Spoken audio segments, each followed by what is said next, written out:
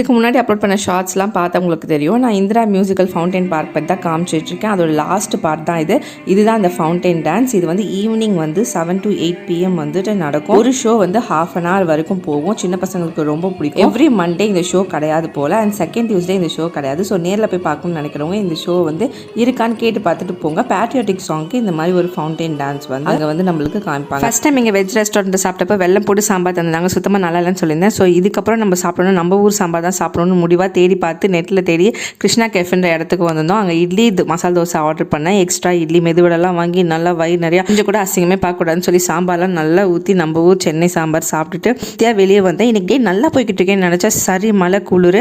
சும்மாவே குளிரில் பைக்கில் பாப்பா வச்சு ட்ராவல் பண்ண ரொம்ப கஷ்டமாக இருக்கும். கார் இல்லையன்னு ஃபீலிங்ஸாக இருக்கும்.